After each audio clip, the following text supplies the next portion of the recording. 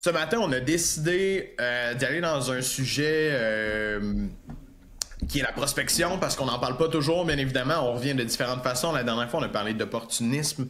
Je me souvenais jamais comment le dire, d'ailleurs. Mais on a parlé de ça, des opportunités. Puis c'était un très bon podcast, justement, pour comme faire passer les gens dans l'action au niveau de la prospection, ou d'être capable de lancer des perches. Moi, aujourd'hui, je pense que j'irai un peu plus dans le technique au volet prospection, parce qu'il y a beaucoup de gens qui s'acharnent à faire la prospection de la mauvaise façon, qui mettent beaucoup de temps, qui abandonnent, voire même, là, on l'a vu souvent avec des gens qui étaient comme moi, si je touche pas à ça un téléphone, c'est de la merde, c'est pas bon. Si je dis un téléphone, il y a la prospection par message, porte à porte, il y en a qui en font même par courriel, ça fonctionne aussi, dépendant de la méthode. Ouais, derrière ton clavier. Behind on your credit card bills? Good, pick up the phone and start dialing. On vend pas comme on consomme, right? Malheureusement, tu laisses aller ton client à la compétition. Fait que ouais, ce matin, PL, je voulais qu'on parle de comment augmenter le taux de réponse. Puis quand je dis le taux de réponse, là, ça peut être le taux de booking, de conversion, mais d'avoir une prospection qui fonctionne vraiment mieux puis qui va moins te laisser sur ta faim, ou du moins te brûler la chandelle par les deux bouts. Mais la prémisse avec laquelle je commencerais, avant de rentrer dans les trucs théoriques ou tu sais, justement donner des conseils sur comment devenir meilleur en prospection, faut qu'on adresse ça, mais il y a un numbers game dans la prospection. Je vois du monde qui ont, comme j'ai fait 30 appels là, cette journée, là. Je suis comme, ouais, c'est dur t'améliorer avec 30 appels, passer au prochain niveau, voir c'est quoi les... Tu sais, t'as fait 30 appels, t'as eu 5 réponses, là, peut-être 4, là, des fois, tout dépendant. Donc, juste avant de rentrer dans... Oui, il faut être bon en prospection pour avoir des résultats, mais si t'es pas capable d'y mettre du volume et de la constance de façon répétitive, malheureusement, ça sert à rien que t'écoutes cette vidéo-là aujourd'hui. Genre, dis-toi pas, je vais améliorer mes 15 calls que je fais par semaine, là. Marche Alors, premier conseil pour faire x2, x3, x4 tes résultats, établis un KPI, un chiffre, qui va devenir un non négociable en termes de prospection. OK? comme ça. Fait que ça, c'est le premier truc. Pas besoin de te montrer à être bon aujourd'hui. Si t'es 100 cœurs puis t'en fais 10 puis t'es brûlé, attends-toi pas à faire x2, x3. Faut que tu aies un KPI qui est dans les normes du possible, dans le logique, de choses que tu vas faire à tous les jours en termes de prospection ou à chaque séance de prospection. Okay? Puis pour te donner un exemple concret, cette semaine, je coachais une de nos équipes de vente qu'on coach. Puis au niveau du setting, la nouvelle exigence, c'est 150 appels par jour et 150 relances messagerie par jour. On était à genre 35-40 de moyenne. Ouais, le quart de ça. Ouais, le quart de ça. Puis l'objectif étant faire x2 les résultats. Fait que là, j'étais comme, soyez pas surpris, je pense qu'on va faire bien plus que x2. Là. Parce que les bonnes efforts, c'est 150. Fait que ça, pour moi, c'est une des premières choses. C'est est-ce que les efforts que tu fais en prospection pour atteindre les résultats que tu souhaites sont bien ajustés à ce que ça devrait être ou ils sont pas. Ça se peut là, que tu sois découragé après 20, mais il faut que tu fasses un shift quelque part parce que c'est pas suffisant. C'est vraiment pas suffisant, puis c'est pas la bonne direction pour être capable d'atteindre les résultats que tu cherches. Non, définitivement, tu sais, c'est facile. Dans le fond, si tu veux faire x2, fais 2 fois plus d'efforts, tu vas avoir les résultats que tu as là, mais en double. Tu sais, moi, quand j'ai commencé aux portes, là, au début, là, je vendais sur quoi? Je vendais sur les ventes faciles. Les gens que... Ah, ben oui, on a besoin d'un système d'alarme, rentre, tu sais. Puis j'étais pas plus fou qu'un autre. Si je savais que si je voulais faire 2 ventes, fallait que je cogne plus de portes, là, tu sais. Mon volume allait faire en sorte que j'allais en trouver un autre qui était facile. Puis c'était mon problème aussi, là, dans le sens que j'aurais pu travailler mes skills beaucoup, puis mon approche, puis beaucoup d'autres points pour avoir un meilleur taux de closing, ce que j'ai fait après. Mais initialement, quand j'ai compris qu'il y en avait 1 sur 100, que je closais tout le temps, 200 portes, je fais 2 ventes. 2 ventes, ça veut dire 600 pièces, 200 portes, 600 pièces. Parfait, on continue. Tu sais, j'avais ma mesure que je sais que je pouvais continuer à mettre. Fait que ça, c'est sûr que ton conseil, je pense que tout le monde devrait l'appliquer à la base avant même de travailler sur les skills, parce que si tu vises sur le minimum d'efforts en prospection, c'est comme... Tu te laisses pas la chance, selon moi, de t'améliorer non plus. Mais il faut challenger le standard. Les gens, ils savent pas c'est quoi le standard. Fait que parfois, tu sais, t'es très autonome, t'es entrepreneur. Fait que pour toi, faire 25 appels, ça semble être un effort considérablement important. Mais c'est à ça que ça sert. Challenge tes collègues qui sont dans cette industrie-là. Va voir ce que ça prend pour arriver à tes fins. Mais je te le dis, t'es toujours plus proche du 100 appels sans offensive que du 25, là. Ça, c'est certain. 100%. OK, niveau technique, toi, mettons, c'est quoi ton must, mettons, que ce soit avec un client ou à l'interne, n'importe qui, c'est quoi que tu travailles en premier que tu vois qui va faire un shift dans le taux de booking, le taux de conversion, la capacité d'aller chercher, justement, un petit peu plus, là. Outre le volume. M'adresser à une clientèle cible. Donc, pas être dans je target monsieur, madame, tout le monde pour mon offre de service. Okay? Donc, je m'adresse à un type de client que je comprends les finesses, les subtilités que ce client-là a. Fait que, pourquoi je dis ça? C'est que c'est un hack pour moi et aussi pour le client. Parce que moi, je suis bien plus excité de m'adresser à quelqu'un que je sais que mon offre de service va lui rendre service et va lui être utile. Donc, individuellement, c'est bien plus excitant pour moi de faire cet effort-là conscient d'aller chercher de la clientèle. Puis de l'autre côté, ben, le client, il est beaucoup plus réceptif parce que avec l'expertise puis l'expérience, quand je fais une offensive de prospection, ben, il est beaucoup plus réceptif parce qu'il sent rapidement qu'il est compris puis qu'on soulève un point qui est à travailler. Là. Le fait de le comprendre mieux t'aide beaucoup à ajuster ton approche. Je me souviens quand je vendais au B2B des systèmes, justement, tu te souviens le hack que j'avais trouvé pour me booker des rendez-vous en mongol? J'avais parlé avec un restaurateur qui me disait « Ah, nous autres, on a besoin de checker nos températures dans les frigidaires. T'as-tu quelque chose pour ça? Un sensor qui check la température? » J'étais comme « Ben oui, j'ai ça, certain. » Fait que là, t'es en train de me dire que toi, faut que tu checkes ta température à tous les jours. Là, il m'expliquait les lois de la... C'est la MAPAC, je pense. MAPAC. Il m'expliquait les lois de la MAPAC. J'étais comme, c'est donc ben nice savoir ça pour moi. Genre, puis là, j'ai targeté tous les restaurants. Je les appelais un après l'autre. Ouais, est-ce que vous prenez vos températures à la main le matin puis le soir, genre, dans vos frigidaires? Ouais, ça vous arrive-tu de l'oublier d'avoir une amende de la MAPAC? Ah, si oui, parle-moi pas de ça, tabarnak. Ah, j'aurais peut-être une solution pour vous, je viendrais vous voir. Ah ouais, ok, mais pas jaser de système d'alarme, mais si, fuck all, là. Bang, tu t'en vas là. Puis je vendais un système intelligent avec un sensor qui allait dans le frigidaire, qui prenait ses températures matin, midi, soir. Merci, bonsoir. C'est juste ce hack-là. Parce qu'au début, je me souviens, je savais pas comment les appeler au B2B, là.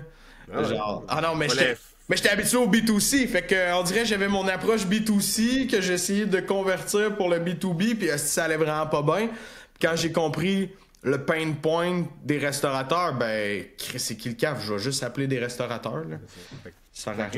La client cible avec une douleur cohérente. Tu viens de le dire, t'en parles, t'étais excité.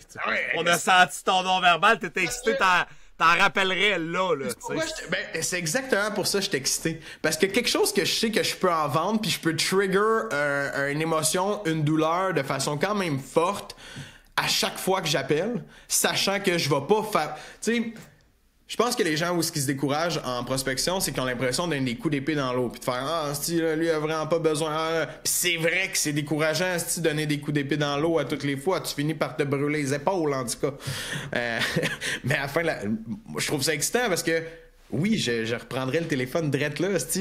J'en appellerais une centaine aujourd'hui. Je me bookerais 10, 12 rendez-vous peut-être avec le monde que je suis capable de parler. Puis je vendrais peut-être 6-7 systèmes d'alarme intelligents qui sortent de là demain matin. T'sais. Fait que ce hack-là venait augmenter. Oui, puis c'était pas... Là, je dis des stats, ça a l'air bien beau, là, mais c'est pas toujours ça. T'as des journées de merde que ça répond pas au téléphone, que là, ça se passe pas bien dans la cuisine, là, c'est pas le bon timing. Il y avait d'autres choses, puis ça n'est un truc, ça, d'ailleurs. Pour moi, pour doubler ton taux de booking, faut que tu connaisses tes power hours, faut que tu connaisses c'est quand les bons moments pour appeler, pour prospecter ta clientèle. Ça, si j'appelais les restaurateurs, genre passer 3 heures dans une cuisine, qu'est-ce qui se passe? C'est de la préparation. Tic, tic, tic, tic, tic. Ils sont tous en train de préparer pour leur soirée.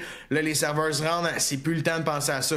Mais si j'appelle aux alentours de 10h le matin, 9h, ils sont tranquilles. Ils sont dans le management, ils sont en comptabilité. C'est le temps de leur... Fait que ça, c'est un excellent point parce que c'était mon deuxième point. Donc, sélectionner le moment où est-ce que ton client cible, ayant une douleur dont tu peux résoudre le problème, est disponible et le plus prédisposé à te parler. C'est que ça, je viens d'accord. Ensuite, es-tu capable de hook fort? bang! Un bon jab, là. Si ton script il est fucking poche pis endormant pis que toi-même tu t'achèterais pas, change de script. Ouais. OK? Tu fais de la prospection, ça te prend un hook qui jab solide pis que la personne te fasse comme oh shit, c'est donc bien intéressant.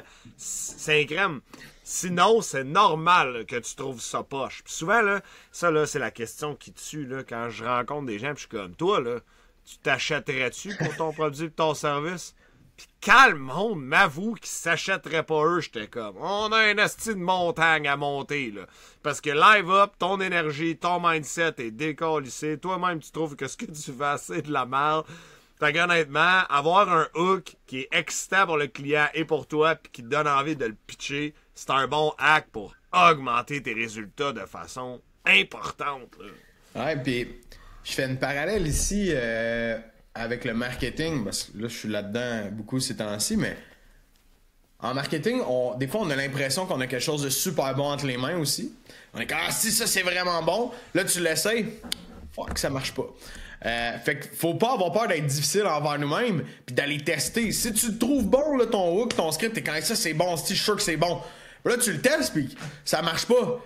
Non, mais il est bon. Fait que je continue, puis je continue. Ouais, mais Chris, c'est parce qu'une manière, le client, il te parle, tu sais, dans le sens que tu le vois, le résultat. Si c'est fermé comme une huître à chaque fois que tu fais ça, ça marche pas. T'as peut-être pas frappé dans une bonne douleur, ou c'est pas apporté de la bonne façon, ou c'est trop long. On va parler des petites virgules, là, puis des intros et tout ça après, mais comme...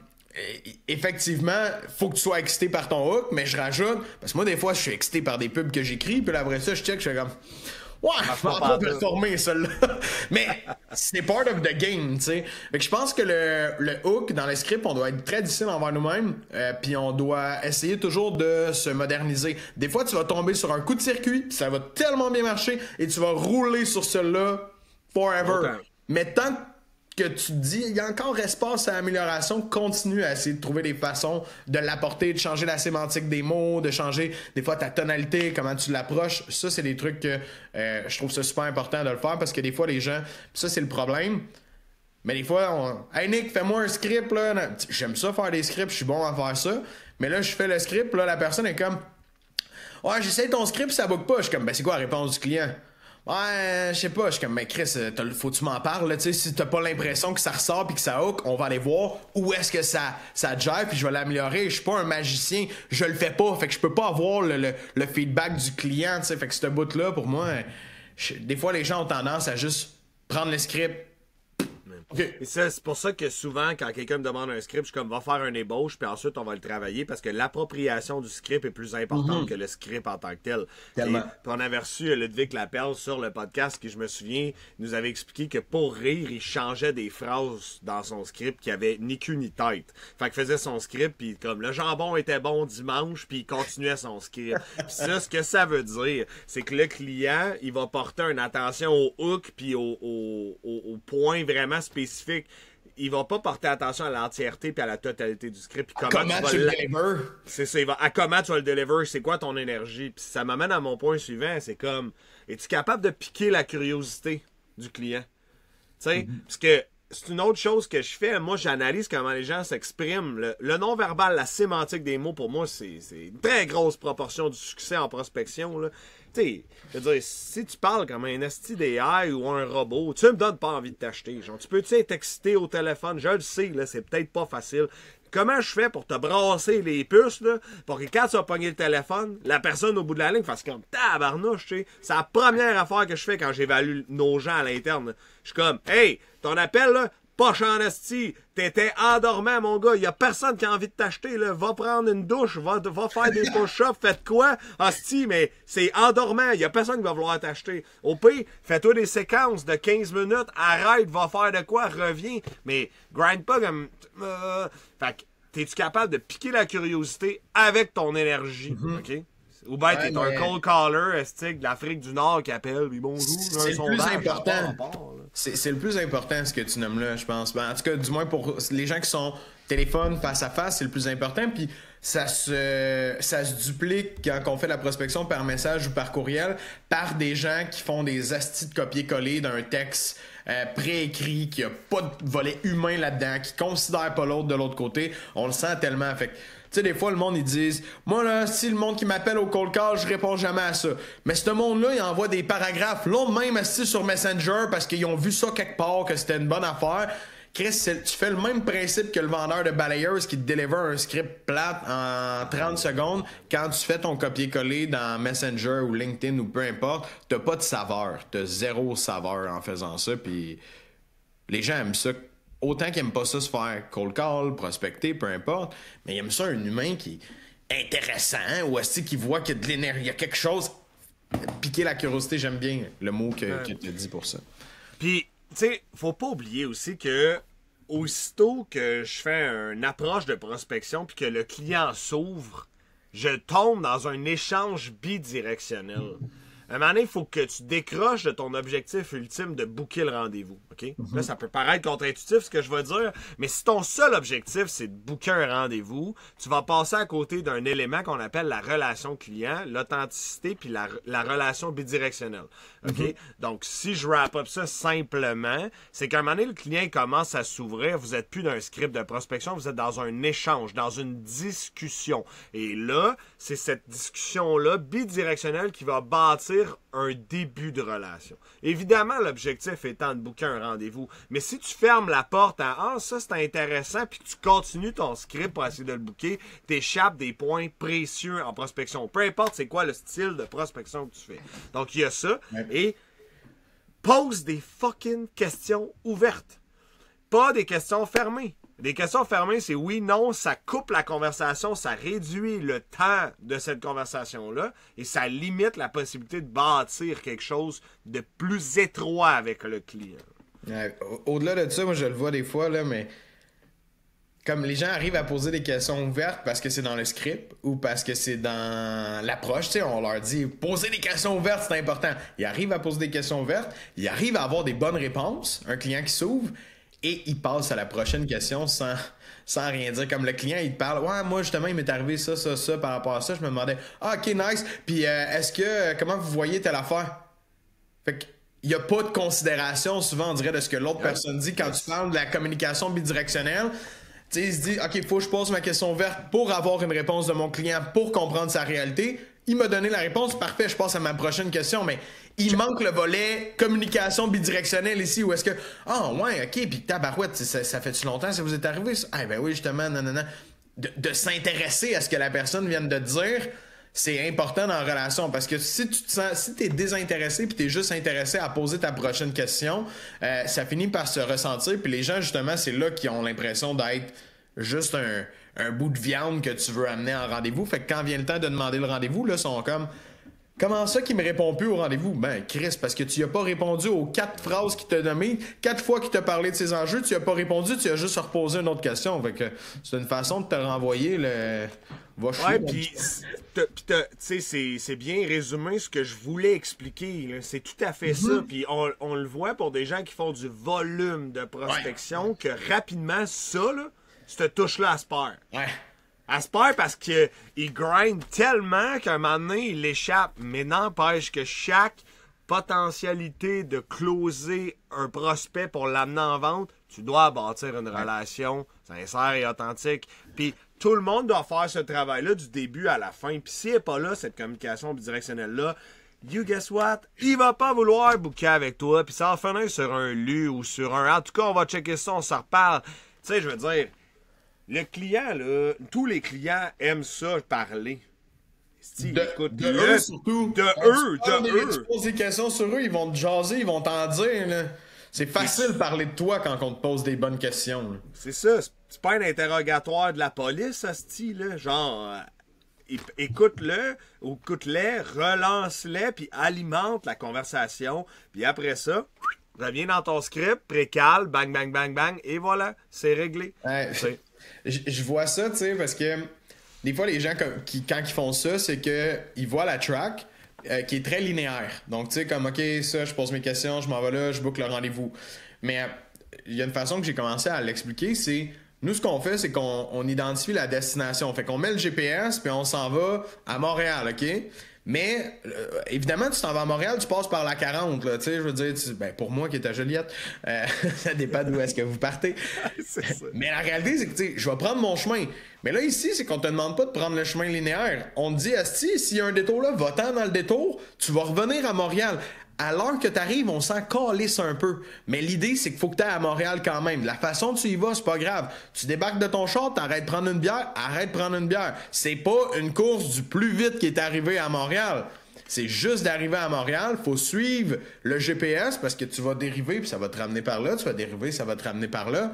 Mais si tu dérives pas, t'es pas dans la relation, t'es pas en train d'être dans une conversation bidirectionnelle avec le client, puis tu penses juste à ton esti d'objectif d'aller à Montréal. Enjoy the road!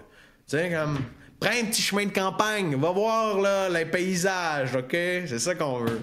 On va pique-niquer sur le bord de la rivière, on va jaser de la vie, on va rembarquer sur la route, puis on va continuer le chemin. C'est une très belle analogie parce que la réalité, c'est que les gens veulent aller trop rapidement vers la finalité de booker un rendez-vous, puis ça fait pas des bons bookings. En plus, la qualité du dit rendez-vous est diminuée par beaucoup, puis tu nuis à ton vendeur ou tu te nuis à toi-même dans ton processus de vente parce que le début de relation que tu amorces là va suivre jusqu'à la fin, jusque dans le delivery opérationnel. Puis, ben, c'est que le vendeur va devoir, ben, le vendeur ou toi-même, pendant la rencontre exploratoire, le prochain meeting, tu vas devoir patiner de l'arrière en crise parce que le client, il s'est senti garoché peut-être dans cette rencontre-là s'il est là.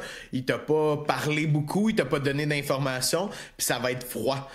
Puis ça, c'est plate pour n'importe qui d'arriver d'une rencontre là, que t'es comme « Ouais, c'est pourquoi qu'on est là déjà, là? » Et tabarnak. On part de loin, là. Ça va pas bien, là. Il s'est présenté pour te faire plaisir, là, finalement. Là, ça marche pas. Pour respecter sa parole, parce qu'il t'a donné sa parole qu'elle allait être là, t'as bien fait ton booking, mais t'as mal fait ton exploration dans l'après-calife, là, définitivement.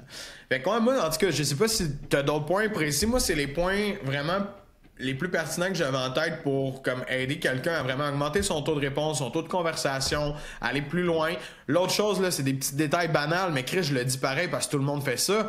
Asti, arrêtez de vous nommer, puis de nommer à business, puis de faire un paragraphe quand vous commencez, s'il vous plaît. Ça, on le voit au téléphone, mais comme « Bonjour, mon nom est Nicolas, responsable du développement des affaires du territoire ouest de l'Ontario et du Canada. » Et câlisse! C'est long. Non, mais pour vrai, juste human to human dans votre procédure. Truc très simple. Apprenez, si vous avez le nom de la personne, appelez la personne par son prénom, tout simplement. Puis dites pas, est-ce que c'est bien Pierre-Luc? Chris, t'as son numéro, c'est Pierre-Luc t'appelle, là, ça devrait pas être Ginette, normalement. Oui, salut Pierre-Luc! Oui, salut Nicolas. Go, là, rentre dedans. Va pas... Énergie. C'est souvent... Je finirais là-dessus. Okay? J'ai un petit dernier. Vas-y. Sois capable d'avoir la compréhension que tu as un thermomètre d'énergie dans ta tête. Okay? C'est bon, ça.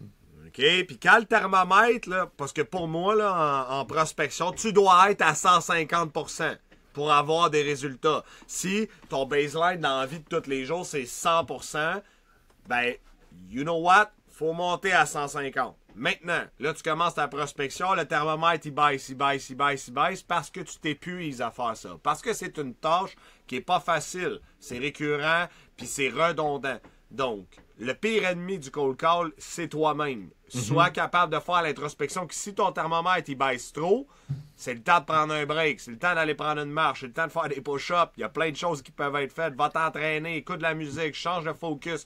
Et là, ensuite, tu refais ta préparation mentale et tu reviens dans ton offensive de prospection. Mais sois plus sensible à ton énergie. Parce qu'honnêtement, si t'aimes ça de brûler, si ça te regarde, mais moi, je passe pas une heure à faire du cold call ou de l'offensive de prospection quand je suis brûlé raide, puis en fait, même à ce moment-là, j'ai plus envie de m'acheter. Fait que quand j'ai plus envie de m'acheter, je débarque puis je lâche. Ça serait mon dernier point. Parce que tu es ton outil de travail. T'es pas un gars de construction qui manque de batterie dans sa drill. Tu manques de batterie dans ta tête. Il y a juste toi qui le sais. Mais pendant ce temps-là, tu continues à pas avoir de succès puis tu perds des opportunités. C'est ça qu'il faut que tu changes, concrètement. C'est mon dernier point. Mic drop! C'est solide. Non, Christy, bon point pour de vrai. J'aborde tellement dans ce sens-là parce que les gens... je crois, néglige ça ou essaie de se mentir un peu des fois. Mais non, je suis correct, j'ai de l'énergie, Puis tu sais, faut pas... là, ça apporte le contraire, mais des gens qui vont prendre ça, ils vont dire « Ah non, mais là, je serais pas capable d'en faire, moi, j'ai pas de l'énergie. Ah non, j'ai pas faire ça. » One minute. De l'énergie, on en a toutes, on est capable d'en créer, on est capable d'en générer. Il y a des moments qu'on est plus énergique, des moments qu'on est moins énergique. Fait que mentez-vous pas à vous-même pour dire « Ouais, non, aujourd'hui, c'est pas bon. Chris, ça fait 3 jours que t'as l'énergie dans le cul, tu sais, trouve d'autres solutions. » Puis là, ça te regarde, là, peut-être par rapport à ta vie personnelle puis d'autres choses. Mais t'es en vente, t'es en business, il faut que tu prennes soin de ta santé mentale puis d'être ready to go quand tu t'en as travaillé. Si t'es toujours décalissé mentalement, c'est sûr que de faire des tâches comme ça qui sont high level, high energy, genre ça prend beaucoup de jus. Fait que prenez soin de vous pour ça. Fait que petit podcast mais plein de nuggets là. C'était super bon. C'était super bon. Fait que, bonne vente à tout le monde. Merci, bye bye. Yeah, merci PL. Ciao ciao.